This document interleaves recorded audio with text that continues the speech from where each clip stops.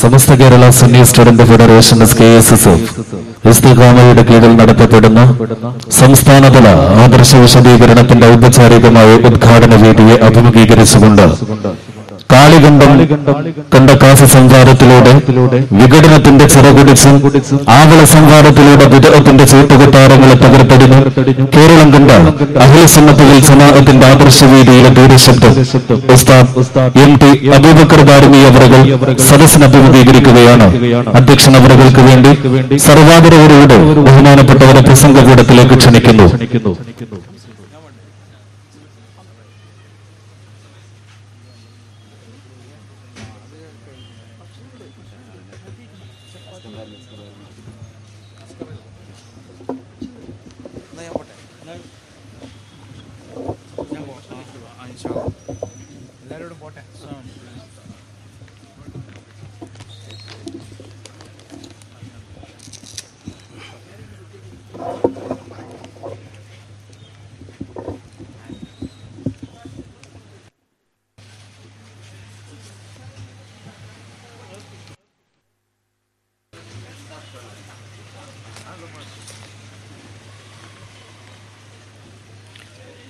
السلام عليكم ورحمة الله وبركاته. الحمد لله رب العالمين. اللهم صل وسلم وبارك على رسولك وحبيبك سيدنا محمد. رب اشرح لي صدري ويسر لي أمري واحلل عقدة من لساني يفقهوا قولي. إن أريد إلا الإصلاح ما استطعت وما توفيقي إلا بالله عليه توكلت وإليه أنيب.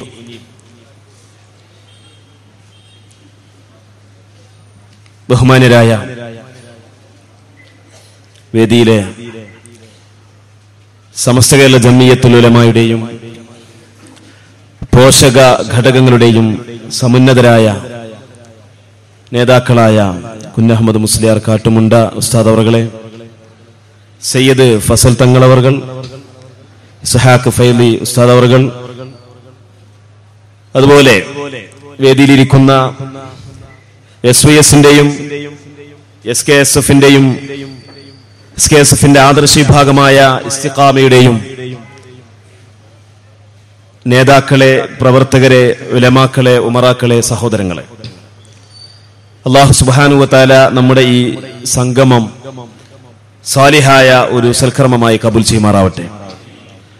അല്ലാഹുവിന്റെ മഹത്തായ അനുഗ്രഹം കൊണ്ട് സമസ്ത കേരള ജംഇയ്യത്തുൽ ഉലമായുടെ പ്രഗത്ഭനായ ട്രഷറർ ഷെയ്ഖുന തങ്ങൾ ഉസ്താദ് അവറുകളുടെ പ്രൗഢമായ പ്രഭാഷണം കൊണ്ട് അനുഗ്രഹീതമായ രൂപത്തിൽ നമ്മുടെ ഈ ക്യാമ്പയിൻ, ആദർശ ക്യാമ്പയിൻ ഇവിടെ ഉദ്ഘാടനം ചെയ്യപ്പെട്ടിരിക്കുകയാണ്. ഈ പരിപാടി വളരെ ആസൂത്രണത്തോടുകൂടി സംഘടിപ്പിക്കുകയും ഈ വലിയ പുരുഷാരത്തെ തന്നെ ഇവിടെ സമ്മേളിപ്പിക്കുകയും ചെയ്ത ഈ നിലമ്പൂരിലെയും പരിസരത്തെയും സമസ്തയുടെയും SYSന്റെയും SKSFന്റെയും അതുപോലെ SMFന്റെയും നേതാക്കളും പ്രവർത്തകരും ഉലമാക്കളും ഉമറാക്കളും ഒരുപാട് നാള് പ്രവർത്തിച്ചതിന്റെ ഫലമായിട്ടാണ് ഇങ്ങനെ ഇത്രയും വലിയൊരു സമ്മേളനം ഇവിടെ സംഘടിപ്പിക്കാൻ സാധിച്ചത്.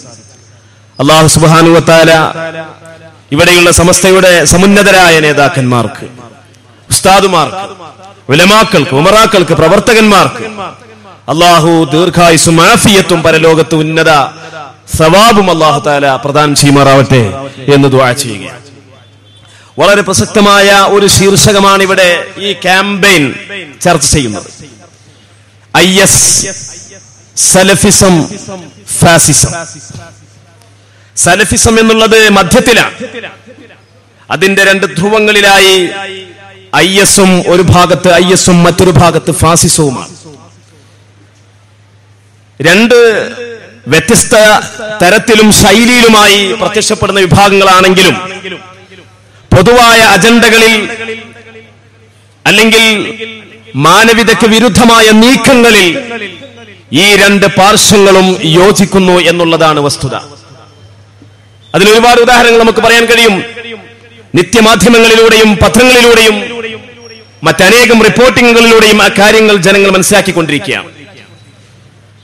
ഇവിടെ സനാതന മൂല്യങ്ങൾ മുഴുവൻ തകർത്തുകൊണ്ട് ഒരു നിയമസഭയില് ഒരാള് ഉടുതുണി മുഴുവൻ അഴിച്ചിട്ട് ഗവർണറും മുഖ്യമന്ത്രിയൊക്കെ ഇങ്ങനെ നോക്കിയിരുന്ന് പ്രസംഗിക്കുന്ന രംഗം. അതേസമയം തന്നെ തങ്ങളുടെ ആശയത്തെ അംഗീകരിക്കാത്ത ആളുകളെ അടിച്ചു കൊല്ലുന്ന അവസ്ഥ. ബിരിയാണിയിൽ പോലും ബീഫുണ്ടോ എന്ന് പോലീസ് പരിശോധിക്കുന്ന രംഗം. അതേസമയം അവിടെ ബലാത്സംഗം ചെയ്യപ്പെട്ട പെണ്ണുങ്ങളുണ്ട്, അടിച്ചു കൊല്ലപ്പെട്ട യുവാക്കളുണ്ട്. അവരെ കുറിച്ചൊരു അന്വേഷണം നടത്താൻ ഇവിടെ ആളുകളില്ല. ഫാസിസം അതിന്റെ അക്രമഭാവം കൂടുതൽ ശക്തമാക്കിക്കൊണ്ടിരിക്കുകയാണ്. ഇതേ വശം തന്നെ മറുധ്രുവത്തിൽ IS എന്ന് പറയുന്ന Islamic state of Iraq and Syria എന്ന് പറയുന്ന അദ്ദൗലത്തുൽ ഇസ്ലാമിയ്യ ലിൽ ഇറാഖ് വശാം, അല്ലെങ്കിൽ ദാഇഷ് എന്ന ചുരുക്കപ്പേരിൽ അറിയപ്പെടുന്ന IS. ആ IS മറ്റൊരു രൂപത്തിൽ പ്രവർത്തിച്ചുകൊണ്ടിരിക്കുകയാണ്. അവരെന്താണ് ഇവിടെ ചെയ്യുന്നത്? നിരപരാധികളായ ആളുകൾക്ക് മുമ്പിൽ ഭീകരാക്രമണം നടത്തുക. അവർക്ക് ഏതെങ്കിലും ഒരു സംഘത്തെയോ രാഷ്ട്രത്തെയോ ഒരു ശത്രു സൈന്യത്തെയോ എതിർക്കണമെന്നുണ്ടെങ്കിൽ അവരെയല്ല അവര് ആക്രമിക്കുന്നത്. റെയിൽവേ സ്റ്റേഷനുകളിലും വ്യോമത്താവളങ്ങളിലുമുള്ള പാവങ്ങളായ നിരപരാധികളായ ആണുങ്ങളും പെണ്ണുങ്ങളും കുട്ടികളും വൃദ്ധരും രക്തപങ്കിലമായി കൊല ചെയ്യപ്പെടുന്ന ദാരുണമായ അവസ്ഥക്ക് നേതൃത്വം വഹിക്കുന്ന ആളുകൾ ഇത് ഇസ്ലാമിന്റെ പേരിൽ ഉണ്ടാവാൻ പറ്റുമോ? അങ്ങനെ ഒരു ഖിലാഫത്ത് ഇസ്ലാമിലുണ്ടോ? ഒരിക്കലും ഉണ്ടാവാൻ പാടില്ല. അതുപോലെ തന്നെ മറ്റൊരു വശം കൂടി, മറ്റൊരു അവസ്ഥ കൂടി അവരിൽ കാണുന്നുണ്ട്. ഇസ്ലാമിന്റെ യുദ്ധങ്ങൾ പരിശോധിച്ചു നോക്കൂ. ബദർ യുദ്ധമാണെങ്കിലും ഉഹദ് യുദ്ധമാണെങ്കിലും ഹുനൈനാണെങ്കിലും ഖൈബർ ആണെങ്കിലും ഖന്തഖ് ആണെങ്കിലും ഇതെല്ലാം തന്നെ എന്താണ് അതിന്റെ സ്വഭാവം? ആരാണ് ഇവിടെ യുദ്ധം ചെയ്തത്, ആരാണ് ഈ കാര്യങ്ങൾ ചെയ്തത് എന്ന് ശത്രുക്കൾക്ക് പോലും വളരെ വ്യക്തമാണ്. വലീദിനോട് ഏറ്റുമുട്ടുവാൻ വേണ്ടി വരുന്നത് അലി റളിയല്ലാഹു അൻഹു ആണ്. ശൈബത്തിനോട് ഏറ്റുമുട്ടുവാൻ വേണ്ടി കടന്നു വരുന്നത് ഹംസ റളിയല്ലാഹു അൻഹു ആണ്. ഉത്ബത്തിനോട് ഏറ്റുമുട്ടുവാൻ വേണ്ടി വന്നത് അബൂ ഉബൈദ റളിയല്ലാഹു അൻഹു ആണ്. ഇത് എല്ലാവർക്കും വ്യക്തമാണ്. ഇവിടെ ആരാണ് ബോംബിടുന്നത് എന്ന് ആർക്കും അറിയുന്നില്ല. ബോംബിട്ടവൻ രക്ഷപ്പെടുന്നു.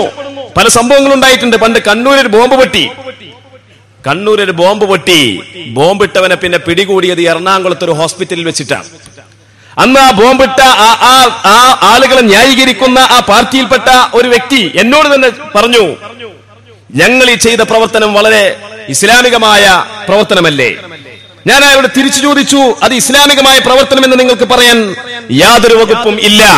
എന്തുകൊണ്ടെന്നാൽ ബോംബിട്ടയാളെ പിന്നെ പോലീസ് പിടികൂടുന്നത് കണ്ണൂരിലല്ല, മറിച്ച് എറണാകുളത്തെ ഒരു ഹോസ്പിറ്റലിൽ വെച്ചിട്ടാണ്. അപ്പൊ ബോംബിട്ടയാളുടെ വിരല് പോയപ്പോൾ അയാൾ ചികിത്സിക്കുവാൻ വേണ്ടി അയാൾ എറണാകുളത്തേക്ക് പോയി. എന്തുകൊണ്ട് അയാൾക്ക് പറഞ്ഞുകൂടാ, ഞാനാണ് ബോംബിട്ടത്, എന്നെ പിടിച്ചാൽ മതി, നിരപരാധികളായ ആളുകളുടെ വീടുകളും അതുപോലെ തന്നെ അവരുടെ കാര്യങ്ങളും അവരുടെ സമ്പത്തും കൊള്ളയടിക്കാൻ പാടില്ല എന്നെന്തുകൊണ്ട് അവർ പറയുന്നില്ല? അപ്പൊ ഈ രൂപത്തിൽ നിരപരാധികളെ ക്രൂശിക്കപ്പെടുന്ന ദാരുണമായ ഒരവസ്ഥ സംജാതമാക്കുന്ന ഒരു ആക്രമണ മുറ കൊണ്ടുള്ള ഒരു ഖിലാഫത്തും ഇസ്ലാമിൽ ഇല്ല.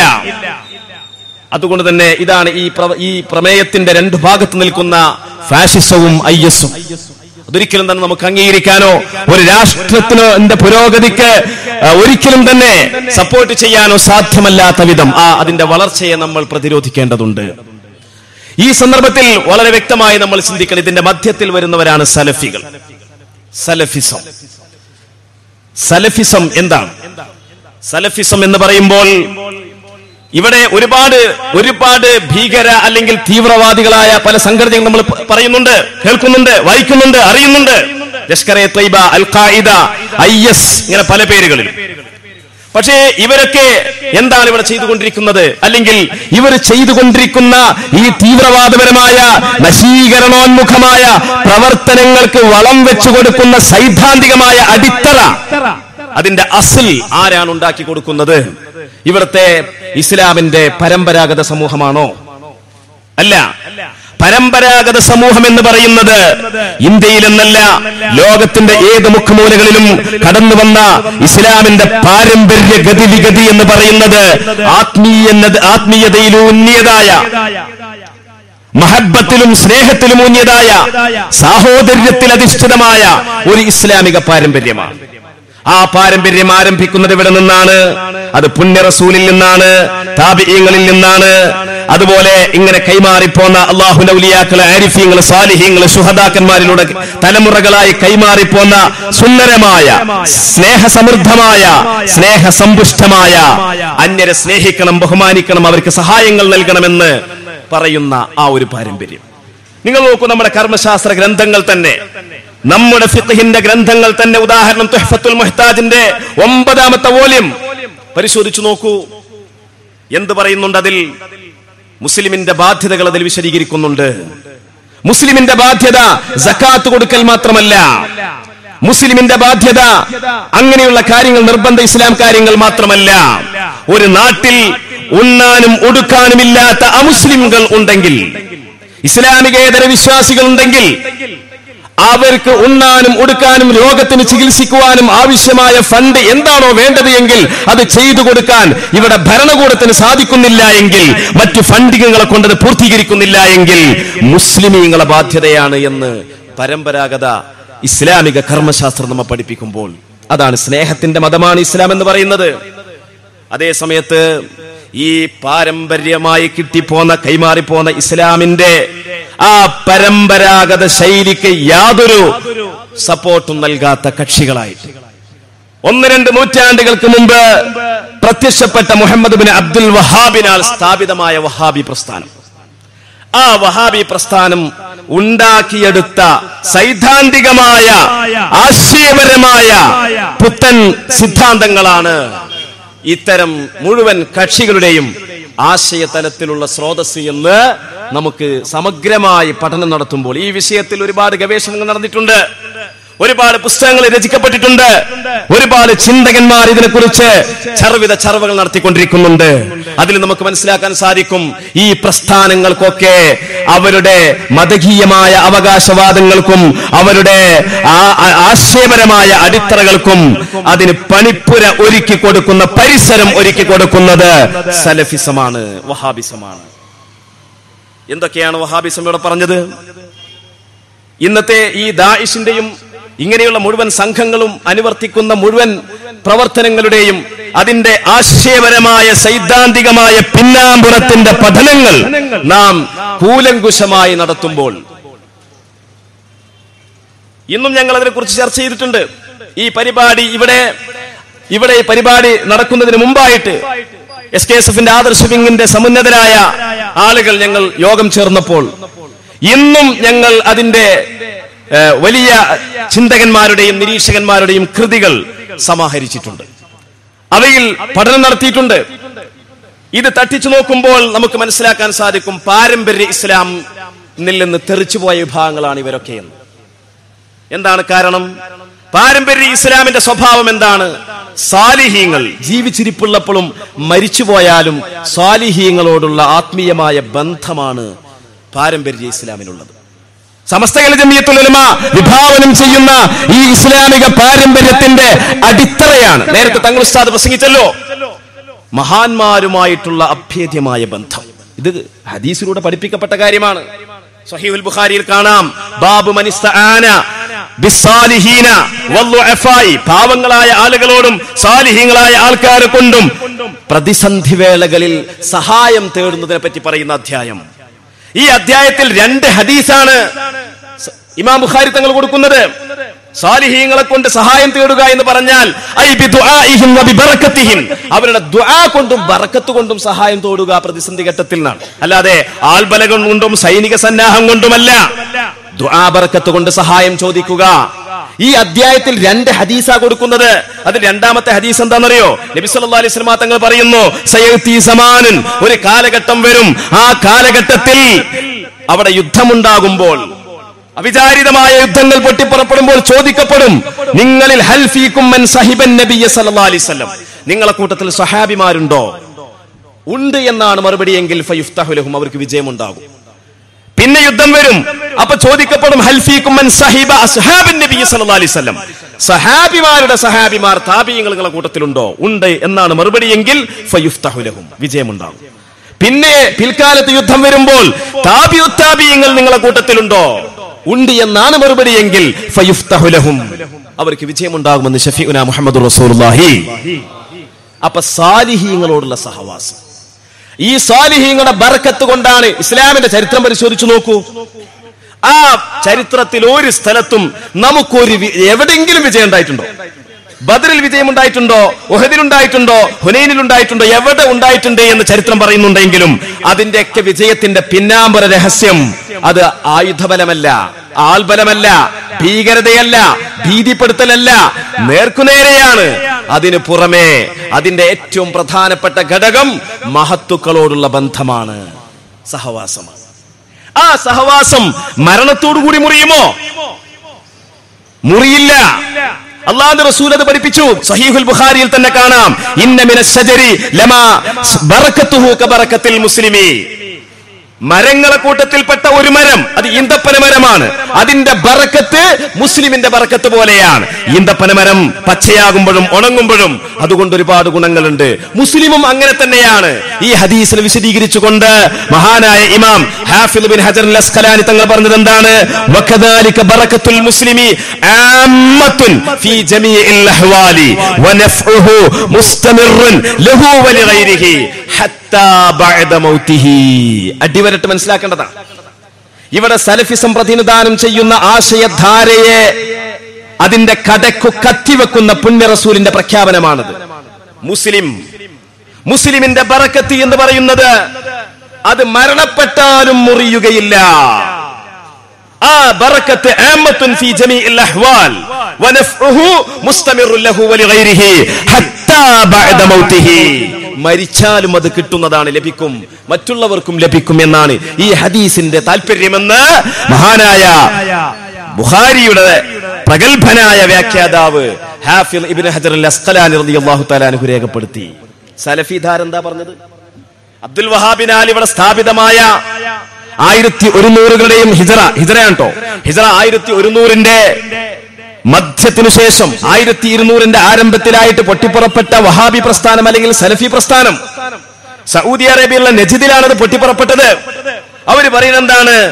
മരിച്ചവരോടുള്ള സഹവാസം പാടില്ല, അവരെ കൊണ്ട് ബർക്കത്തെടുക്കാൻ പാടില്ല, അത് ശിർക്കാണ് എന്നുള്ള ആ രൂപത്തിൽ സാലിഹീങ്ങളുമായിട്ടുള്ള മുസ്ലിമിന്റെ ഹൃദയബന്ധത്തെ വെട്ടിമുറിച്ചു. ദാഇശിൽ ഒരു സാലിഹിന്റെ ഒരു ഔലിയാക്കളുടെ അല്ലെങ്കിൽ ഒരു സാന്നിധ്യമോ അവരുടെ ഒരു സപ്പോർട്ടിങ്ങോ നമുക്ക് കണ്ടെത്താൻ സാധിക്കുമോ? സാധിക്കുന്നില്ല. ഇതൊരിക്കലും തന്നെ ഇസ്ലാമികമായിട്ട് നമുക്ക് വിലയിരുത്താൻ സാധിക്കൂല. അതുപോലെ തന്നെ നിങ്ങൾ നോക്കൂ, പരിശുദ്ധ ഇസ്ലാമിനെ എങ്ങനെ മനസ്സിലാക്കണമെന്ന് നേരത്തെ ഉദ്ഘാടന പ്രസംഗത്തിൽ വളരെ വ്യക്തമായിട്ട് തന്നെ ബഹുമാനപ്പെട്ട ഉസ്താദ് അവർ പറഞ്ഞു. ഖുർആനിനെയും ഹദീസിനെയും മനസ്സിലാക്കേണ്ടത് അക്ഷരവായനയിലൂടെയല്ല. ഖുർആനിനെയും ഹദീസിനെയും മനസ്സിലാക്കേണ്ടത് ഖുർആനും ഹദീസും മനസ്സിലാക്കിയ സഹാബിമാർ, താബിഈങ്ങൾ, ഇമാമീങ്ങൾ, സമഗ്രജ്ഞാനികൾ, മഹാപണ്ഡിതന്മാർ അവർ എങ്ങനെയാണോ മനസ്സിലാക്കിയത്, അവരെങ്ങനെയാണത് ക്രോഡീകരിച്ചത്, അവരെങ്ങനെയാണത് വിശദീകരിച്ചത്, അവരെങ്ങനെയാണ് തലമുറകളായിട്ട് അത് നമ്മിലേക്ക് എത്തിച്ചു തന്നത്, അതനുസരിച്ച് മാത്രമേ പ്രമാണങ്ങൾ നമ്മൾ സമീപിക്കാൻ പറ്റുള്ളൂ. അതനുസരിച്ചുകൊണ്ട് മാത്രമേ പ്രമാണങ്ങളിലുള്ള വിധിവിലക്കുകൾ നമ്മൾ മനസ്സിലാക്കാൻ പറ്റുകയുള്ളൂ എന്നുള്ള ആ ഒരു നിയമം. നിങ്ങൾ നോക്കൂ സഹോദരങ്ങളെ, അലിയാർ തങ്ങളുടെ കാലത്ത് ഒരു വിഭാഗം പൊട്ടിപ്പുറപ്പെട്ട് ഖവാരിജുകൾ. ആ ഖവാരിജുകൾ എന്താ പറഞ്ഞത്? അലിയാർ തങ്ങളും മുആവിയ റളിയല്ലാഹു അൻഹു തമ്മിലുള്ള ആ സംഘട്ടനത്തിന് അസ്തമയം കുറിച്ചുകൊണ്ട് തങ്ങളുടെ ഇടയിൽ ഒരു വിധികർത്താവിനെ അവർ പ്രഖ്യാപിക്കുകയാണ്. ആ വിധികർത്താവ് എന്ത് വിധി പറയുന്നുവോ അതനുസരിച്ച് നീങ്ങാം എന്നൊരു തീരുമാനം സഹാബിമാർ മുഴുവൻ എടുക്കുമ്പോൾ, അപ്പോ സഹാബത്തിന്റെ ആ തീരുമാനത്തെ സഹാബത്തിന് ഖുർആൻ തിരിഞ്ഞിട്ടില്ല, സഹാബത്ത് മനസ്സിലാക്കിയത് തെറ്റാണ്, അലി ഇബ്നു അബീ ത്വാലിബ് റളിയല്ലാഹു അൻഹു മനസ്സിലാക്കിയത് തെറ്റാണ് എന്ന് പറഞ്ഞുകൊണ്ട് ഖവാരിജുകൾ എന്താ പറഞ്ഞത്? ഖുർആനിന്റെ ഒരു ആയത്ത് ഓതുകയാണ്, ലാ ഹുക്മ ഇല്ലാ ലില്ലാഹ്, അല്ലാഹു അല്ലാതെ വിധികർത്താവില്ല. അതുകൊണ്ട് നമ്മുടെ ഇടയിലുള്ള ഈ പ്രശ്നത്തിന്റെ വിധി കർത്തൃത്വം നിർവഹിക്കാൻ അല്ലാഹു അല്ലാത്ത മനുഷ്യരെ കൂട്ടത്തിൽ നിന്ന് ഒരു വിധികർത്താവിനെ സ്ഥാപിക്കുക എന്ന് പറയുന്നത് തെറ്റാണ്. ആ സമയത്ത് അലിയാർ തങ്ങൾ പറയാണ്, എന്ത് വാക്കാണ് ഇവർ പറയുന്നത്? ഖുർആൻ തന്നെ വളരെ വ്യക്തമായിട്ട് തന്നെ പറഞ്ഞിട്ടില്ലേ, ഭാര്യ ഭർത്താക്കന്മാരുടെ ഇടയിൽ അഭിപ്രായ ഭിന്നതയുണ്ടാകുമ്പോൾ ഫൈൻ ഖിഫ്തും ശിഖാഖ ബൈനിഹിമാ ഫബ്അസു ഹകമൻ മിൻ അഹ്ലിഹി വഹകമൻ മിൻ അഹ്ലിഹാ. ഭാര്യ ഭർത്താക്കന്മാരുടെ ഇടയിൽ അഭിപ്രായ വ്യത്യാസം ഉണ്ടാകുമ്പോൾ ഭർത്താവിന്റെ കുടുംബത്തിൽ നിന്നും ഭാര്യയുടെ കുടുംബത്തിൽ നിന്നും ഓരോ വിധികർത്താക്കളെ നിങ്ങൾ നിയോഗിക്കണം എന്ന് പറഞ്ഞിട്ടില്ലേ? അപ്പൊ മുസ്ലിമീങ്ങളുടെ ഇടയിൽ പ്രശ്നം ഉണ്ടാവുമ്പോഴും നമ്മുടെ ഇടയിൽ നിന്ന് വിധികർത്താക്കളെ നിയോഗിക്കണം എന്നതിൽ നിന്ന് മനസ്സിലാക്കാം. അതുകൊണ്ട് തന്നെ ഖവാരിജുകൾ ആ അക്ഷരവായനയിലൂടെ ഖുർആൻ വ്യാഖ്യാനിച്ചത് തെറ്റാണ് എന്ന് മഹാനായ അലി ഇബ്നു അബി ത്വാലിബ് റളിയല്ലാഹു അൻഹു പറഞ്ഞു. സലഫിസം ചെയ്യുന്നതല്ലേ? സലഫിസം ചെയ്യുന്നതല്ലേ? എത്ര ഉദാഹരണങ്ങൾ നമുക്ക് പറയാൻ കഴിയും? സൂറത്തുൽ ഫാത്തിറിന്റെ 14-ാമത്തെ ആയത്ത് എല്ലാവർക്കും അറിയുന്ന ആയത്താണ്. ഇൻ തദ്ഊഹും ലാ യസ്മഉ ദുആഅകും വലൗ സമിഉ മസ്തജാബു ലക്കും വയൗമൽ ഖിയാമത്തി യക്ഫുറൂന ബിശിർകികും വലാ യുനബ്ബിഉക മിസ്ലു ഖബീർ. നിങ്ങൾ മുശ്രിക്കീങ്ങളെ അഭിസംബോധന ചെയ്തുകൊണ്ട് അല്ലാഹു പറഞ്ഞതാ, ഓ മുശ്രിക്കീങ്ങളെ, നിങ്ങൾ ആ ബിംബങ്ങളെ ആരാധിക്കുകയും അവയോട് സഹായം ചോദിക്കുകയും ചെയ്യുകയാണെങ്കിൽ അവ കേൾക്കൂലല്ലോ, അവ കേട്ടാ തന്നെ ഇനി ഉത്തരം കിട്ടൂലല്ലോ. ഇവിടെ ബിംബങ്ങളെ സംബന്ധിച്ചാണ് പറയുന്നത് എന്ന് ഈ ആയത്തിനെ തഫ്സീർ ചെയ്ത എല്ലാ ഗ്രന്ഥങ്ങളിലും കണ്ടെത്താൻ സാധിക്കും. പക്ഷേ സലഫിസം പറഞ്ഞത് എന്താണ്? അത് ബിംബങ്ങളെ പറ്റിയല്ല, ബിംബങ്ങൾ മാത്രമല്ല, മരിച്ചുപോയ മഹാന്മാർ അല്ലേ? കേരളത്തിൽ പഴയ കാലത്ത് രചിക്കപ്പെട്ട ഒരു സലഫി പുസ്തകമുണ്ട്, ലൗ ഉസ്സബാഹ്.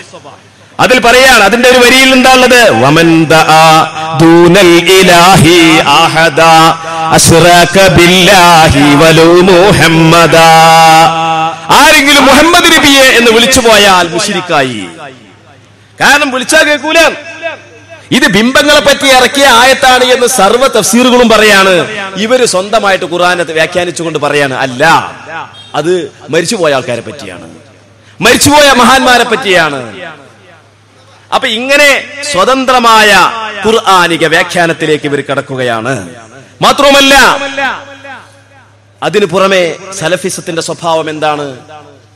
സലഫിസത്തിന്റെ സ്വഭാവം ലാ മദ്ഹബിയ്യത്ത് എന്ന് വെച്ചാൽ മദ്ഹബുകളെ നിരാകരിക്കുക. ഇവിടെ ഇസ്ലാമിന്റെ വിധിവിലക്കുകൾ കണ്ടെത്താൻ മഹത്തുക്കളായ ഇമാമുമാർ, മഹാന്മാരായ ഉലമാക്കൾ, സഹാബികളിൽ നിന്ന് കേട്ടുപഠിച്ച താബിഈങ്ങളുണ്ട്, താബിഈങ്ങളിൽ നിന്ന് കണ്ടുപഠിച്ച താബിഈങ്ങളുണ്ട്, ഇവരിൽ നിന്നെല്ലാം കണ്ടുപിടിച്ച ആളുകളുണ്ട്. ആ ഇമാമുമാര് ക്രോഡീകരിച്ച അതിനെ പരിഗണിക്കാതെ, അതിനെ പരിശോധിക്കാതെ, അത് അവലംബിക്കാതെ കേവലം അക്ഷരവായനയിലൂടെ ഖുർആനിനെയും ഹദീസിനെയും ദുർവ്യാഖ്യാനിക്കുന്ന ഒരു പ്രവണത സലഫിസം വളർത്തിയെടുത്തു. അപ്പൊ നമ്മളൊക്കെ കൂട്ടത്തിൽ പല ചെറുപ്പക്കാരും, ആ ചെറുപ്പക്കാർ അവന്റെ ഉസ്താദ് പറഞ്ഞു കൊടുത്തത് അവന് സ്വീകാര്യമല്ല, അവൻ മദ്രസയിൽ പഠിച്ചത് അവന് സ്വീകാര്യമല്ല. പരമ്പരാഗതമായിട്ട് പണ്ഡിത പാമരമന്യേ ഇസ്ലാമിക പാരമ്പര്യത്തിലൂടെ അനുവർത്തിച്ചു പോരുന്ന ഒരുപാട് വിശ്വാസ ആചാരങ്ങൾ, നാരിയത്ത് സ്വലാത്തും അതുപോലെ നിസ്കാരത്തിന് ശേഷമുള്ള കൂട്ടുപ്രാർത്ഥനയും ജുമുഅക്കുള്ള 2 ബാങ്കും, ഇങ്ങനെയുള്ള ഒരുപാട് കാര്യങ്ങൾ, മരിച്ചോർത്ത് ഖുർആൻ ഓതുക, അതുപോലെ തന്നെ ഖബറിങ്ങൾ തൽഖീൻ ചൊല്ലിക്കൊടുക്കുക, ഇങ്ങനെ നിരാക്ഷേപം നടന്നു പോരുന്ന മൗലിദ് പാരായണം ചെയ്യുക, കുതുബിയത്ത് നിർവഹിക്കുക, ഇങ്ങനെ ഇസ്ലാമിക ലോകം അംഗീകരിച്ച് ആദരിച്ചനുസരിച്ച് പോരുന്ന കാര്യങ്ങളൊക്കെ ഇവന്റെ മുന്നിലുണ്ടെങ്കിലും അവൻ അതൊന്നും തെളിവല്ല, അവൻ അതൊന്നും പരിഗണിക്കുന്നില്ല, അവൻ അതൊന്നും പരിശോധിക്കുന്നില്ല. മറിച്ച് അവന് ഖുർആനിൽ തെളിവിങ്ങനെ കണ്ടെത്തണം. ആർക്ക് കണ്ടെത്തണം? ഒന്നും പഠിക്കാതെ നേരം വെളുത്താൽ എവിടേക്കേലും ഇറങ്ങിപ്പോകുന്നവൻ, രാത്രിയായാൽ കിടന്നുറങ്ങുന്നവൻ, അവൻ ചോദിക്ക, ഇതിന് അവിടെ തെളിവെവിടെ? ഖുർആൻ എവിടെ? ഹദീസ് എവിടെ? ഇമാമിങ്ങളോ? അത് അങ്ങനെ ഒരുപാട് ഇമാമിങ്ങൾ പലതും പറയും. ഇമാമിങ്ങൾ ഇപ്പൊ നാള് ഒരു ഓൺലൈൻ ചർച്ചയിൽ ഒരാൾ പറയാ, മഹാനായ ഇമാം അബ്ദുർ റസാഖ് റളിയല്ലാഹു തആല അൻഹു വലിയ മുഹദ്ദിസാണ്, ഹദീസ് പണ്ഡിതനാണ്. അദ്ദേഹത്തിന് മുസന്നഫ് എന്ന് പറഞ്ഞിട്ട് ഒരു ഹദീസ് ഗ്രന്ഥമുണ്ട്. അതിലുള്ള ഒരു ഹദീസ് ചർച്ചയിൽ വന്നപ്പോൾ ഒരു മനുഷ്യൻ പറയാണ്, ഒരു സലഫി പ്രസ്ഥാനത്തിന്റെ വക്താവായ ഓൺലൈൻ വക്താവ് പറയാണ്, എന്ത് അബ്ദുർ റസാഖ്, എന്റെ പേരും അബ്ദുർ റസാഖാണ്, എന്റെ മായിരിക്കത്തൊരു അബ്ദുർ റസാഖ് അല്ലാതെ അയാൾ എന്ത് അബ്ദുർ റസാഖ്? ഈ ഒരു തലത്തിലേക്ക് പുതിയ തലമുറയെ വഴിതെറ്റിവിടുന്നതിൽ ആഗോള തലത്തിൽ സലഫിസം വിജയിച്ചുകൊണ്ടിരിക്കുകയാണ്.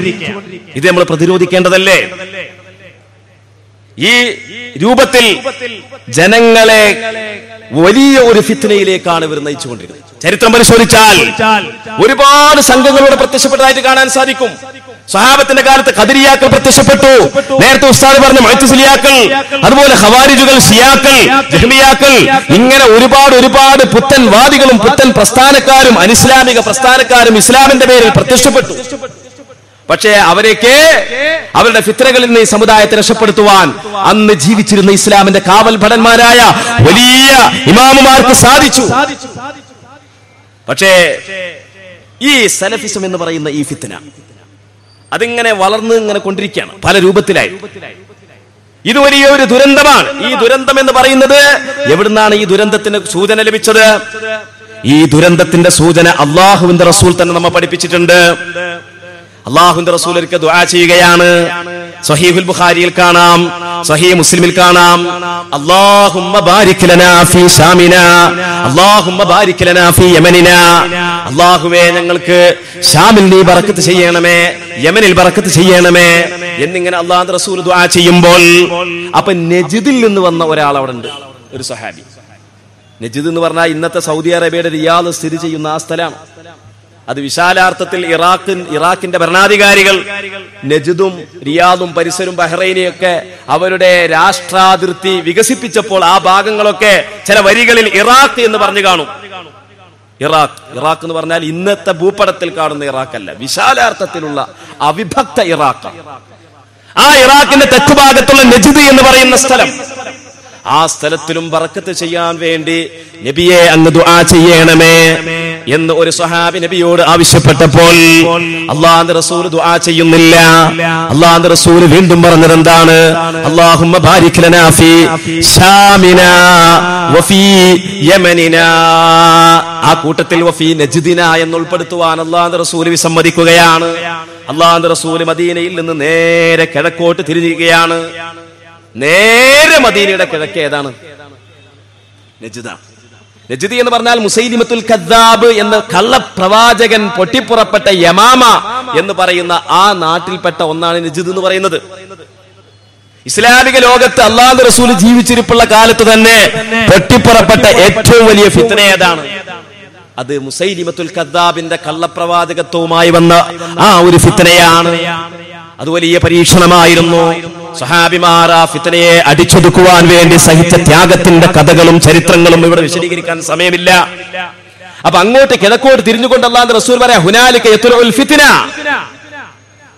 വമിൻ ഹുനാലികൽ ഫിത്ന. അവിടെ ചെകുത്താന്റെ കൊമ്പ് പ്രത്യക്ഷപ്പെടുന്ന സ്ഥലമാണ്.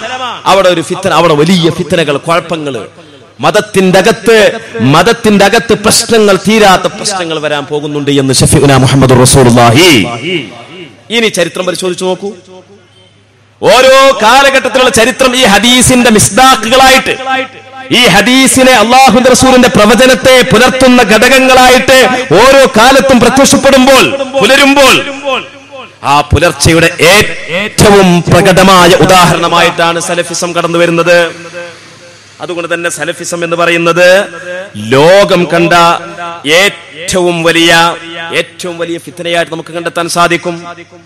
അതിൽപ്പെട്ട ഒന്നാണ് ഏത് സാധാരണക്കാരനെയും പണ്ഡിതന്മാരെ അവഗണിച്ചുകൊണ്ട്. പണ്ഡിതന്മാർ എന്ന് പറഞ്ഞാൽ ഇമാമുമാരാണ്. ഷാഫി ഇമാമിനെ പോലെ, മാലിക് ഇമാമിനെ പോലെ, അഹ്മദ് ബിൻ ഹംബൽ തങ്ങളെ പോലെ അങ്ങനെയുള്ള അഗ്രേസ്യരായ ഇമാമുമാർ. ആ ഇമാമുമാർക്കാണ് ഇവിടെ ഒരു വിഷയത്തിൽ മതവിധി ഖുർആനും ഹദീസും നോക്കി പറയാൻ അധികാരമുള്ളത്. ഇത് ഷാഫി ഇമാം പറഞ്ഞല്ലേ. ഇമാം ഷാഫിഈ റളിയല്ലാഹു തആല അൻഹു അവിടുത്തെ റിസാലയിൽ ഒരുപാട് സ്ഥലത്ത് നമ്മളെ അടിക്കടി ഉണർത്തുന്ന ഒരു കാര്യമുണ്ട്. എന്റെ മുഅ്മിനീങ്ങൾ മനസ്സിലാക്കണം. എന്താ പറയുന്നത്? ലൈസ ലി അഹദിൻ, ഒരാൾക്കും തന്നെ പറ്റില്ല അയ്യഖൂല ഫീ ഷൈഇൻ, ഒരു കാര്യത്തിലും അവൻ ഒരു പ്രസ്താവന നടത്താൻ പറ്റില്ല. ഹല്ല ഔ ഹറമ, ഇന്നത് ഹലാലാണ്, ഇന്നത് ഹറാമാണ്, ഇന്നത് ശിർക്കാണ്, ഇന്നത് തൗഹീദാണ്, ഇന്നത് ജായിസാണ്, ഇന്നത് കറാഹത്താണ് എന്ന ദീനിന്റെ ഒരു വിധി, അല്ലാഹുവിന്റെ ഒരു വിധി വിലക്കിനെ പ്രസ്താവിക്കാൻ ഒരാൾക്കും അവകാശമില്ല. ഇല്ലാ മിൻ ജിഹത്തിൽ ഇൽമി, സമഗ്രജ്ഞാനത്തിന്റെ ഭാഗത്തിലൂടെയല്ലാതെ. ഏതാണ് സമഗ്രജ്ഞാനം? ബഹുമാനപ്പെട്ടവർ കൂട്ടിച്ചേർക്കുകയാണ്, ഷാഫി ഇമാം കൂട്ടിച്ചേർക്കുകയാണ്. വഹിയ അൽ ഖുബ്റു الخبر في الكتاب وسنة رسول الله صلى الله عليه وسلم والإجماع والقياس. ഖുർആനെ കുറിച്ചുള്ള സമഗ്രജ്ഞാനമാണ്, ഹദീസിനെ കുറിച്ചുള്ള സമഗ്രജ്ഞാനമാണ്, ഇജ്മാഇനെ കുറിച്ചുള്ള സമഗ്രജ്ഞാനം, ഇങ്ങനെയുള്ള സമഗ്രജ്ഞാനം. ഖിയാസ് ഞാനൊന്നും വിശദീകരിക്കുന്നില്ല. ഇപ്പൊ ഇന്നലെ ഒരു പരിപാടിക്ക് പോകുന്ന സമയത്ത് ഈ ആട് സലഫിസത്തിന്റെ ഒരു വക്താവ് ഒരു ചോദ്യം ചോദിക്കുകയുണ്ടായി. ആട് സലഫിസവുമായി കാട് നാടും വീടൊക്കെ വിട്ടിട്ട് കാടും ആടും തെരഞ്ഞു നടക്കുന്ന ആൾക്കാരുണ്ടല്ലോ ഇപ്പോ സലഫിസത്തിന്റെ വകഭേദമായിട്ട്. അതിൽപ്പെട്ട ഒരാൾ ഒരു ചോദ്യം ചോദിക്കാൻ വേണ്ടി വന്നിരുന്നു.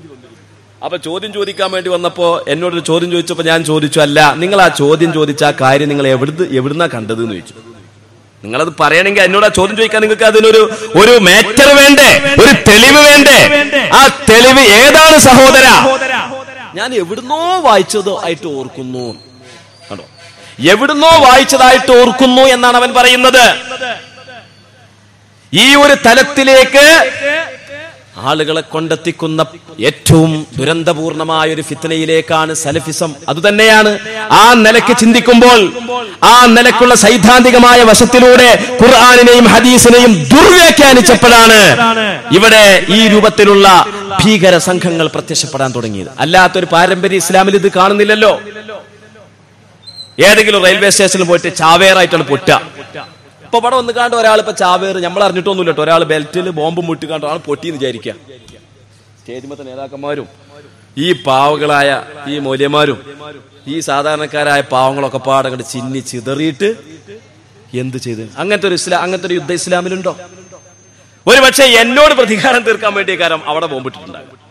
എന്നോട് പ്രതികാരം തീർക്കാൻ എന്റെ നേർക്ക് ബോംബിടല്ലാതെ അവിടെ ബോംബിട്ടിട്ട് കാര്യമുണ്ടോ? അങ്ങനത്തെ ഒരു ഇസ്ലാമുണ്ടോ? എന്നിട്ട് ഈ ബോംബിട്ട ആളാരാണ്? ആ പിടുത്തല്ല. എന്നിട്ട് പിന്നെ പട്ടാളം ഇറങ്ങുന്നത് എവിടെയാണ്? മറ്റൊരു സ്ഥലത്താണ്. എന്നിട്ട് അവിടെ പട്ടാളം ആകപ്പാടെ ഭീകരമായ തെരച്ചിലും കാര്യങ്ങളും നടത്തിയിട്ട് നാശനഷ്ടങ്ങൾ ഉണ്ടാക്കുകയാണ്. ഈ രൂപത്തിൽ എന്റെ പ്രിയപ്പെട്ട സഹോദരന്മാരെ, അങ്ങനെ ഒരു ശൈലി ഇസ്ലാമിലില്ല. ഇതിനുള്ള കാരണം എന്താണ്?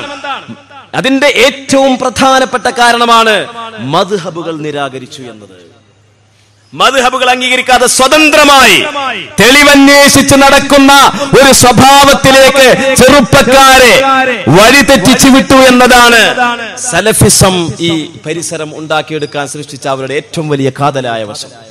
അതിനു പുറമെ അവർ ആവിഷ്കരിച്ച മറ്റൊരു വിഷയമാണ് തങ്ങളെ എതിർക്കുന്ന ആളുകൾ, മുസ്ലിമീങ്ങളായ ആളുകൾ, അവർ എത്ര വലിയ പണ്ഡിതന്മാരാണെങ്കിലും ശരി, എത്ര വലിയ ഉലമാക്കളും ഇമാമിയങ്ങളാണെങ്കിലും ശരി, തങ്ങൾ മുന്നോട്ട് വെച്ച ആശയത്തിന് വിരുദ്ധമായ ആ ആളുകളെ പുത്തൻവാദികളാക്കുക, മുബ്തദിഈങ്ങളാക്കുക. പരമ്പരാഗതമായ ഇസ്ലാമിന്റെ ചിഹ്നങ്ങളെയും ആചാരങ്ങളെയും ബിദ്അത്ത് ആരോപിക്കുക. ഈ ബിദ്അത്ത് ആരോപണം, രണ്ട് തരത്തിലുള്ള ബിദ്അത്ത് ആരോപണമാണ് സലഫിസം ഇവിടെ കൊണ്ടുവന്നത്. ഒന്ന്, പുണ്യകർമ്മത്തിൽ ബിദ്അത്ത് ആരോപണം. ഞാരിയത്ത് സ്വലാത്ത് ബിദ്അത്താണ്, നിസ്കാരശേഷമുള്ള ഖുനൂത്ത് ബിദ്അത്താണ്, മരിച്ചോർത്ത് ഖുർആൻ ഓതൽ ബിദ്അത്താണ്, ഖബറിങ്ങൾ തൽഖീൻ ചൊല്ലൽ ബിദ്അത്താണ്, ഖത്തം ഓതൽ ബിദ്അത്താണ്, തറാവീഹ് 20 റക്അത്ത് നിസ്കരിക്കൽ ബിദ്അത്താണ്, ജുമഅക്ക് 2 ബാങ്ക് കൊടുക്കൽ ബിദ്അത്താണ്. ഇബ്നു അബ്ദുൽ വഹാബ് ഇവിടെ ചെയ്തതെന്താണ്? നിസ്കാരത്തിന് ശേഷമുള്ള കൂട്ടുപ്രാർത്ഥന നിരോധിച്ചു, ജുമഅന്റെ 2 ബാങ്ക് നിരോധിച്ചു. അതൊക്കെ ബിദ്അത്താണ്, നരകത്തിന്റെ പണിയാണ് എന്ന് പാവപ്പെട്ട ജനങ്ങളെ നിരന്തരമായി പറഞ്ഞു പഠിപ്പിച്ചു. പുണ്യകർമ്മങ്ങളിൽ ഇസ്ലാം പറയാത്ത ബിദ്അത്തുകൾ. ഇസ്ലാം പറയുന്ന ബിദ്അത്തുകൾ ഏതാണ്? സഹീഹുൽ ബുഖാരിയിൽ കാണാം, മൻ അഹ്ദസ ഫീ അംരിനാ ഹാദാ മാ ലൈസ മിൻഹു ഫഹുവ റദ്ദുൻ. നമ്മുടെ ഈ കാര്യത്തിൽ ദീനിന്റെ തെളിവിന്റെ പിൻബലമില്ലാത്ത എന്തെങ്കിലും ഒരു പുതിയ നടപടികൾ ആരെങ്കിലും ആരംഭിച്ചാൽ അതാണ് തള്ളപ്പെട്ട ബിദ്അത്ത്. അല്ലാഹുവിന്റെ റസൂൽ പറയാ, 2 നിബന്ധനയാണ് തള്ളപ്പെട്ട ബിദ്അത്തിന് കൊടുക്കപ്പെട്ടത്. ഒന്ന്, പിൽക്കാലത്ത് വരുന്ന ഒരു കാര്യമാവണം. 2, അത് ദീനിന്റെ നിയമങ്ങളുടെ പരിധിയിൽ പെടാത്ത കാര്യമായിരിക്കണം. ഇത് രണ്ടും സമ്മേളിക്കുമ്പോൾ മാത്രമേ ഒരു സംഗതി അനാചാരമാകുകയുള്ളൂ. ഇതിന്റെ അടിസ്ഥാനത്തിൽ നമ്മുടെ പണ്ഡിതന്മാർ ഇമാം ഷാഫിഈ തങ്ങളടക്കമുള്ള, ഇമാം നവവി തങ്ങളടക്കമുള്ള, ഇമാം സുയൂത്തി റളിയല്ലാഹു അൻഹു അടക്കമുള്ള, ഇമാം ഇബ്നു ഹജർ അൽ ഹൈതമി റളിയല്ലാഹു അൻഹു അടക്കമുള്ള, ഇമാം ഇബ്നു ഹജർ അൽ അസ്ഖലാനി റളിയല്ലാഹു അൻഹു അടക്കമുള്ള വലിയ പണ്ഡിതന്മാർ ഇവിടെ പറഞ്ഞു, ഒരു കാര്യം പിൽക്കാലത്ത് വരികയാണെങ്കിൽ, അതൊരു നല്ല കാര്യമാണെങ്കിൽ, അതൊരു പുണ്യകർമ്മമാണെങ്കിലും, അതിന് ദീനിന്റെ പിൻബലമുണ്ടെങ്കിൽ, അതിന് ഖുർആനിന്റെ വെളിച്ചമുണ്ടെങ്കിൽ, അതിന് ഹദീസിന്റെ വെളിച്ചമുണ്ടെങ്കിൽ, അതിന് ഇജ്മാഇന്റെ പിന്തുണയുണ്ടെങ്കിൽ, അതിന് ഖിയാസിന്റെ പിന്തുണയുണ്ടെങ്കിൽ, അതിനെപ്പറ്റി അനാചാരമെന്ന് ആക്ഷേപിക്കാൻ പാടില്ല. മറിച്ച് അത് അനുവദനീയമായ കാര്യമാണ്, അത് അനുപേക്ഷണീയമായ കാര്യമാണ്, അത് പ്രതിഫലാർഹമായ കാര്യമാണ്, അത് പുണ്യകർമ്മമാണ്, അത് ബിദ്അത്ത് ഹസനത്താണ്, അത് സദാചാരമാണെന്ന് തീരുമാനിക്കണം. പാടില്ല, അങ്ങനെ പാടില്ല, അങ്ങനൊന്നും ഉണ്ടാവാനേ പാടില്ല എന്ന് പറഞ്ഞിട്ട് ഇവിടത്തെ മുസ്ലിം മുഖ്യധാരയിൽ നിന്ന് അകന്നു നിൽക്കുന്ന ഒരു പറ്റം ചെറുപ്പക്കാരെ സലഫിസം സൃഷ്ടിച്ചു. ഞാൻ നമ്മുടെ നാട്ടിന്റെ പരിസരത്ത് നിന്ന് ഞാനൊരു ഉദാഹരണം പറഞ്ഞാൽ നിങ്ങൾക്ക് വേഗം മനസ്സിലാവും. എങ്ങനെയെന്ന് വെച്ചാൽ, നമ്മുടെ നാട്ടിൽ ഒരാൾ മരിച്ചാൽ മയ്യത്തിനെ കട്ടിലിൽ വെച്ചാല് ആ കട്ടിലിന്റെ ചുറ്റിലും ആളുകൾ തടിച്ചുകൂടും. എന്തൊരു മനസ്സായിരിക്കും.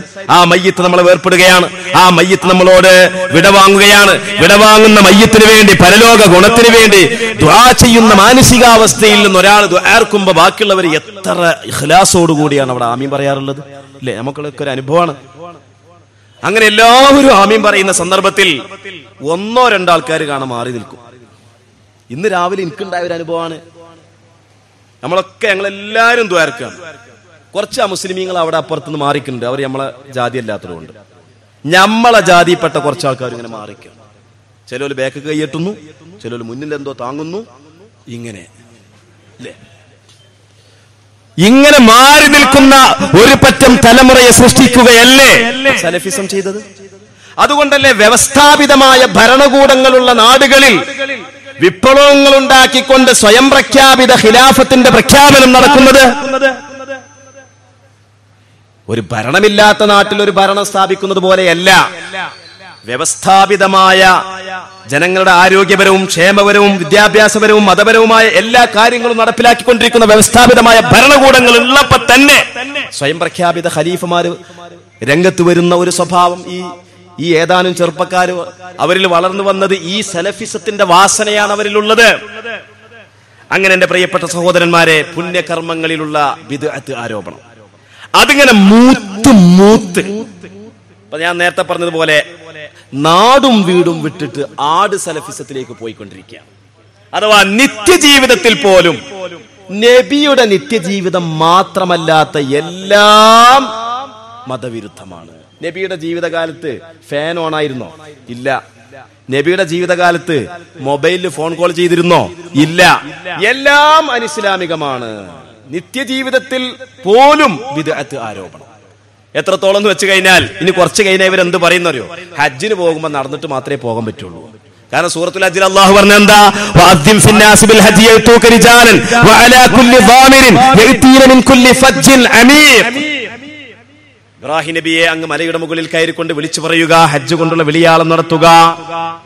എന്നാൽ യഅതൂക റിജാലൻ, ഭൂമിയുടെ അഷ്ടകോണിൽ നിന്നും മനുഷ്യന്മാർ കാൽനടയായിട്ട് ഹജ്ജിലേക്ക് വരും. പിന്നെയോ വഅലാ കുല്ലി ളാമിരിൻ യഅതീന മിൻ കുല്ലി ഫജ്ജിൻ അമീഖ്, എല്ലാ ദുർഘടമായ വഴിത്താരകളെയും പിന്നിട്ടുകൊണ്ട് മെലിഞ്ഞൊട്ടിയതായ ഒട്ടകപ്പുറത്ത് ആളുകൾ വരും. അപ്പൊ ഹജ്ജിന് വരേണ്ടത് ഖുർആൻ പറഞ്ഞത് രണ്ട് മാർഗ: ഒന്ന് കാൽനടയായിട്ട്, രണ്ട് മെലിഞ്ഞൊട്ടിയ ഒട്ടകപ്പുറത്ത്. ഇനി അങ്ങനെയല്ലാതെ വിമാനത്തിൽ ഞങ്ങൾ ഹജ്ജിന് പോകൂല, കാറിൽ ഞങ്ങൾ ഹജ്ജിന് പോകൂല. ഈ രൂപത്തിൽ നിത്യജീവിത ശൈലിയിൽ വരെ പാരമ്പര്യ ഇസ്ലാമിന്റെ മാർഗങ്ങളെ അനാചാരമാരോപിക്കുന്ന ഒരു പറ്റം ചെറുപ്പക്കാരുടെ വളർച്ചയ്ക്ക് പിന്നിൽ പ്രവർത്തിച്ചത് ആരാണ്? സലഫിസം അല്ലേ? ഞങ്ങളൊന്നും ചെയ്തിട്ടില്ലേ എന്ന് പറഞ്ഞിട്ട് ക്യാമ്പയിൻ ആചരിച്ചത് കൊണ്ട് കാര്യമായില്ല. എന്നിട്ട് ആചരിച്ചപ്പോ എവിടെ എത്തിയെന്നറിയോ? ഈ സലഫിസമാണ് ഈ വിഭാഗങ്ങളെ തീവ്രവാദികളും വിനാശകാരികളുമാക്കുന്നത് എന്ന വസ്തുതയെ മൂടിവെക്കാൻ വേണ്ടി ഇവരിപ്പോ കഴിഞ്ഞ മാതൃഭൂമി പത്രത്തിലൊക്കെ എന്താ എഴുതി വെച്ചത്? സൂഫി തരീഖത്തിലേക്കാണ് ഇവർ പോയത്. ആര് പോയത്? ആട് സലഫിസം ദമ്മാജിലേക്ക് പോയത് സൂഫി സലഫിസത്തിലേക്കാണ്, അല്ല സൂഫി തരീഖത്തിലേക്കാണ്. ആത്മീയത തീവ്രത പ്രാപിച്ചതാണ്. ആണോ? തസൗഫ് തെറ്റല്ല നേരത്തെ പറഞ്ഞില്ലേ? അതല്ല. അല്ലാഹുവിന്റെ റസൂൽ സല്ലല്ലാഹു അലൈഹി വസല്ലം തങ്ങൾ ഹിറാ ഗുഹയിൽ വഹ്യ് കിട്ടുന്നതിന് മുമ്പായിട്ട് സ്വപ്നത്തിലൂടെ വഹ്യ് കിട്ടാൻ തുടങ്ങുന്ന ആ സന്ദർഭത്തിൽ 40-ാമത്തെ വയസ്സിൽ ഒറ്റക്ക് പോയിരുന്നില്ലേ? മഹാനായ അബൂദർ ഗിഫാരി റളിയല്ലാഹു അൻഹുവിന്റെ ചരിത്രം തികഞ്ഞ സൂഫിസമായിരുന്നില്ലേ? ഞാൻ വിശദീകരിക്കുന്നില്ല. മഹാനായ ഉവൈസുൽ ഖർനി റളിയല്ലാഹു തആല അൻഹുവിന്റെ ചരിത്രം പരിശോധിച്ചാൽ തികഞ്ഞ തസവ്വുഫിന്റെ ആളായിരുന്നില്ലേ? അപ്പൊ ആത്മീയത വിനാശമല്ല, തസവ്വുഫ് വിനാശത്തിന്റെ പര്യായമല്ല. തസവ്വുഫിലേക്കല്ല ഇവര് പോയത് സലഫിസത്തിന്റെ അടിസ്ഥാന വശങ്ങളിലേക്കാ പോയത്. മദ്ഹബിന്റെ നിരാകരണം, ഖുർആനിന്റെ ദുർവ്യാഖ്യാനം, സ്വയം പ്രമാണങ്ങളെ പരതൽ, അതുപോലെ ബിദ്അത്ത് ആരോപണം. ഈ ആരോപണത്തിന്റെ ഏറ്റവും മൂർധന്യാവസ്ഥ ഏതാണ്? സലഫിസത്തിന്റെ ഏറ്റവും മൂർധന്യാവസ്ഥ ഇബ്നു അബ്ദുൽ വഹാബും കൂട്ടരും ഇവിടെ ആവിഷ്കരിച്ചെടുത്ത എന്താണ്? തങ്ങളല്ലാത്ത ആളുകളൊക്കെ കാഫിറുകളാണ്. ഇതെന്തിനാ അവർ പറഞ്ഞത്? തങ്ങളല്ലാത്ത ആളുകളൊക്കെ കാഫിരീങ്ങളാണ്. ഇവിടുത്തെ പരമ്പരാഗത മുസ്ലിമീങ്ങൾ കാഫിരീങ്ങളാണ്. അതിനൊരുപാട് ന്യായങ്ങൾ അവർ പറയുകയാണ്. ഒരുപാട് ഖുർആനിന്റെ ആയത്തുകൾ ഓതുകയാണ്. ഈ ഖുർആനിന്റെ ആയത്തുകളുടെ യഥാർത്ഥ വിശദീകരണം ഇന്നതാണ് എന്ന് പണ്ഡിതന്മാർ പറഞ്ഞു കൊടുക്കുമ്പോൾ അത് ചെവി കൊള്ളാൻ അവർക്കാവുന്നില്ല. അങ്ങനെയുള്ള ഒരു പരിസ്ഥിതി അവർ ആവിഷ്കരിക്കുകയാണ്. കുഫ്ർ ആരോപണത്തിലേക്ക് അവർ പോയി. കാഫിറാണെന്നുള്ള ആരോപണം, തങ്ങളല്ലാത്തവരൊക്കെ കാഫിരീങ്ങളും മുർത്തദ്ദീങ്ങളുമാണ് എന്നുള്ള ആരോപണത്തിലൂടെ അവരെ കൊന്നൊടുക്കുവാൻ, സ്മാരകങ്ങൾ നശിപ്പിക്കുവാനുമുള്ള വഴി അവരന്വേഷിക്കും. ഇബ്നു അബ്ദുൽ വഹാബിന്റെ ജീവചരിത്രത്തിൽ തന്നെ പറയുന്നുണ്ട്, നമുക്ക് രാഷ്ട്രീയവും സാമ്പത്തികവുമായ സ്രോതസ് വന്നു കഴിഞ്ഞാൽ നാം സംഹാരത്തിന്റെ വഴി സ്വീകരിക്കും അദ്ദേഹം പറയുന്നുണ്ട്. അദ്ദേഹത്തിന്റെ വാക്കുകൾ ഓരോന്ന് സലഫിസത്തിന്റെ ഈ നേതാവിന്റെ വാക്കുകൾ പരിശോധിച്ച് അതെല്ലാം കൂടി ഇവിടെ വിശദീകരിക്കേണ്ട. ബഹുമാനപ്പെട്ട മുസ്തഫ അഷ്റഫി ഇന്നത്തെ സമകാലിക സംഭവവികാസങ്ങളിലൂടെ നിങ്ങളോട് അഭിസംബോധന ചെയ്യാൻ പോവുകയാണ്.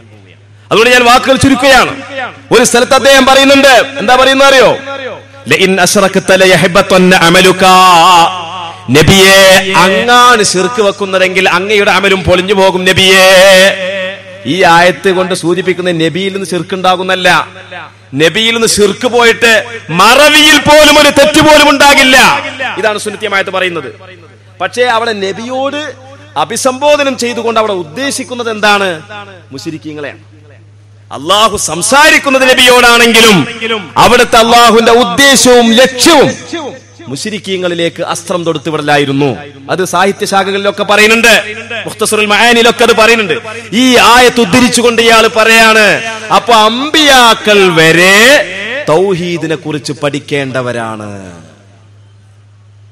അമ്പിയാക്കൾ വരെ തൗഹീദിനെ കുറിച്ച്, ഇസ്ലാമിന്റെ ആണിക്കല്ലായ ലാ ഇലാഹ ഇല്ലല്ലാഹയെ കുറിച്ച് അമ്പിയാക്കൾ വരെ പഠിക്കേണ്ടവരാണ് എന്ന് സലഫികൾ ഇവിടെ രേഖപ്പെടുത്തി. അമ്പിയാക്കളെ വരെ ചെറുതാക്കി. ഞാൻ ദീർഘിപ്പിക്കുന്നില്ല. അതിങ്ങനെ പറഞ്ഞ് ഇബ്നു അബ്ദുൽ വഹാബിന്റെ ഉസൂലുൽ അഖായിദ് എന്ന ഉസൂലുൽ ഈമാൻ എന്ന ഗ്രന്ഥത്തിൽ നമുക്ക് വായിക്കാൻ സാധിക്കും. അയാൾ പറയുന്നുണ്ട്, മക്കയിലുണ്ടായിരുന്ന പ്രവാചകന്റെ നേരിട്ടുള്ള അഭിസംബോധിതരായ മുശ്രിക്കീങ്ങൾ, അബൂജഹലും ഉത്ബത്തും ശൈബത്തും അടങ്ങുന്ന ആ മുശ്രിക്കീങ്ങൾ ലഅനത്തുല്ലാഹി അലൈഹിം, അവരെക്കാൾ കടുത്ത മുശ്രിക്കീങ്ങളാണ് ഇപ്പോഴുള്ളവർ. മഹാനായ റസൂലിന്റെ റൗദയിൽ ചെന്ന് അപേക്ഷിക്കുന്നവർ, തവസ്സുൽ ചെയ്യുന്നവർ, ഇസ്തിഗാസ ചെയ്യുന്നവർ അബൂജഹലിനേക്കാൾ വലിയ കൊടിയ മുശ്രിക്കീങ്ങളാണ്. അതുകൊണ്ട് അഹല്ലല്ലാഹു ദിമാഅഹും വ അംവാലഹും. ഇബ്നു അബ്ദുൽ വഹാബ് കശ്ഫുശ് ശുബഹാത്തിന്റെ 4-ാമത്തെ പേജിൽ പറയാണ്, അതുകൊണ്ട് ഈ മുസ്ലിമീങ്ങളെ കൊന്നൊടുക്കണം, അവരുടെ ധനങ്ങൾ അപഹരിക്കണം.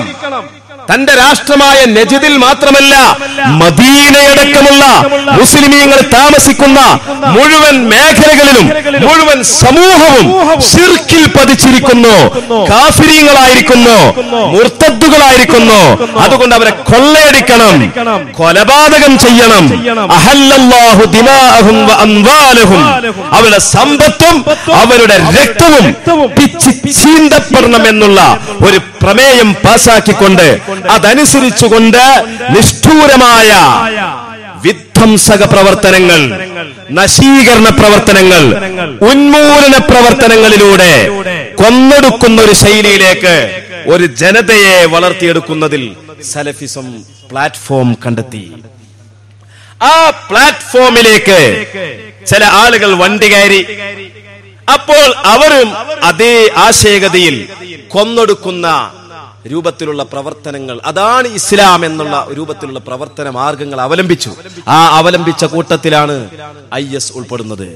ഫാസിസത്തിന്റെ മറ്റൊരു പതിപ്പായി ഇന്ന് IS-ഉം അനുബന്ധ സംഘങ്ങളും ലോകത്തിന് ഭീഷണിയായി മാറുമ്പോൾ സമസ്ത കേരള ജംഇയ്യത്തുൽ ഉലമയുടെയും SKSF-ന്റെയും SYS-ന്റെയും അതിന്റെ ആദർശ വിഭാഗമായ ഇസ്തിഖാമയുടെയും ഈ ക്യാമ്പയിൻ കൊണ്ട് ഉദ്ദേശിക്കുന്നത് ഇസ്ലാമിക പാരമ്പര്യത്തിന്റെ സമുന്നതമായ മൂല്യങ്ങൾ ജനങ്ങൾക്കിടയിൽ ബോധവൽക്കരിക്കാൻ ആവശ്യമായ ക്യാമ്പയിനുകൾ ആചരിക്കുക എന്നതാണ്. അള്ളാഹു ഇതിനെ പൂർത്തീകരിച്ചു വരുമാറാവട്ടെ, അള്ളാഹു ഇതിനെ വിജയിപ്പിക്കുമാറാവട്ടെ. ഇൻഷാ അല്ലാഹ് സമകാലിക സംഭവവികാസങ്ങളും തത്തുല്യമായ കാര്യങ്ങളും സമുചിതമായി വിശദീകരിക്കാൻ ബഹുമാനായ മുസ്തഫ അഷ്റഫി ഉൾപ്പെടെയുള്ള പ്രഗത്ഭരായ ഇസ്തിഖാമയുടെ സാരഥികൾ ഇവിടെ ബേക്കിലുണ്ട്. ഞാൻ എന്റെ വാക്കുകൾ ഉപസംഹരിക്കുകയാണ്. അള്ളാഹു നമ്മുടെ പ്രവർത്തനങ്ങൾ വിജയിപ്പിക്കുമാറാവട്ടെ. യഥാർത്ഥ ഇസ്ലാം ഖിയാമത്ത് നാൾ വരെ അള്ളാഹു നിലനിർത്തുമാറാവട്ടെ എന്ന് ദുആ ചെയ്തുകൊണ്ട് ഞാൻ വാക്കുകൾ നിർത്തുന്നു. വാഖിറു ദഅ്വാന അൽഹംദുലില്ലാഹി റബ്ബിൽ ആലമീൻ. അസ്സലാമു അലൈക്കും വറഹ്മത്തുള്ളാഹി വബറകാതുഹു.